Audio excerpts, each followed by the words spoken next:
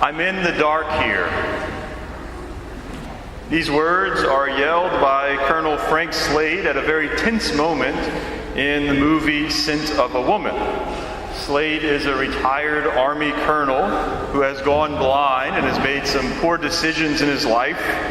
His depression and frustration at how his life has turned out reaches its climax, and he wants out. So Slade goes away for a weekend accompanied by a high school boy named Charlie, who had been hired from a local prep school to watch over him. And Charlie walks into the hotel room just in time to catch Colonel Slade before he ends his own life in desperation. And in the struggle that ensues, Charlie tells the colonel, "Big deal. You made some mistakes. Now just get on with your life." And the colonel's response, in part, are in that opening line. He says, "What life? I got no life. I'm in the dark here. You understand? I'm in the dark. I'm in the dark. I've got no life." This was our cry too, as a people separated from God. We were in the dark. We were separated from the light. And the darkness is the most bitter of all pains. This darkness of being separated from God. This darkness of being trapped in our own sinfulness. This darkness of being cut off from the outside world and focusing only on ourselves.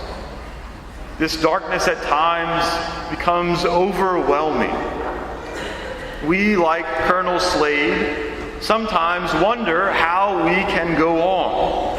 We feel like we are wandering about aimlessly, not able to see, not knowing where we're going, or not even where we need to go.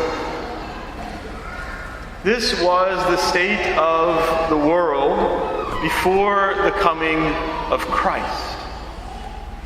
This is the state that we recall each year at the beginning of the Easter Vigil. After a day and a half of silence and utter darkness, we begin this most sacred liturgy of the entire year. And as we begin, the church is dark. Can't see the beautiful decorations, can't see anything. The lights are all out. And it's only natural that we start in this way, because Christ has died and he lay in the tomb. And the liturgy begins outside with the blessing of the Easter fire. And then from that fire we light the great Paschal candle. Not some dinky little thing with a plastic cover, right? But this massive pillar of fire. And if you've never been to the vigil, this is your Easter promise to me. We're not going to have room for you all, but we'll make it work. You have to come next year. It's amazing. It's the best liturgy, it's the best thing you'll ever do until you get to heaven.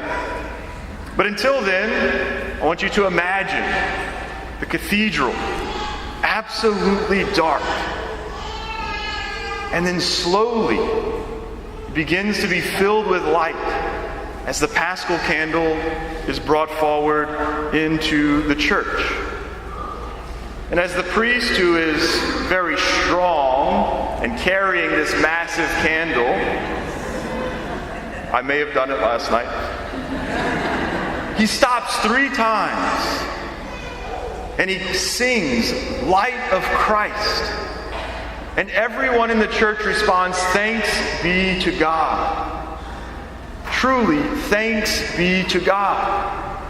We who were in the dark, we who had no life, received that life from Christ who came to rescue us. Christ came to enlighten us. Christ came to save us. Christ came to give us life. I never was very good at waiting, and so a couple of days ago, one of my favorite Easter songs popped into my head, and so I started singing it to myself. And the words go like this: That Easter day with joy was bright, the sun shone out with fairer light. When to their weary eyes restored, the apostles saw their risen Lord. And notice the imagery in those words. It draws out for us something that's common to all of the gospel accounts of the resurrection. That the disciples went to the tomb early in the morning, either while it was still dark or while the sun was just beginning to rise. That Easter day was, and this Easter day is bright, not only with the rays of the rising sun, but it's bright with joy. The people who had walked in darkness at that tomb saw a great light. Christ conquered the darkness of error. He conquered the darkness of sin. He even conquered the ultimate darkness, which we all fear, which before him there seemed to be no return from, that darkness of death. By entering into the sleep of death for those 3 days, and then rising victoriously on that Easter morning, he restored our sight. He restored sight to all whose eyes are wearied, to all of humanity, by becoming himself the light.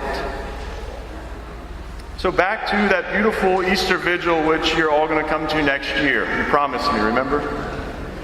As we bring the candle in, and we place it on this candle stand, we begin by singing the Exultet, this beautiful, theologically rich song that lasts for 10 minutes.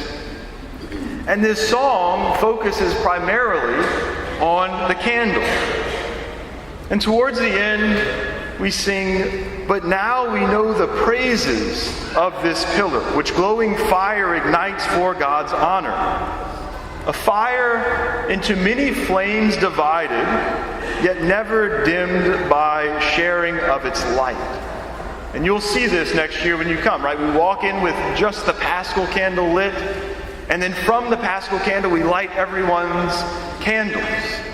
And the church doesn't become dimmer, the Paschal candle doesn't go out, but it gets brighter with the light from all of these candles. And this symbolizes, or is symbolized in the baptismal liturgy.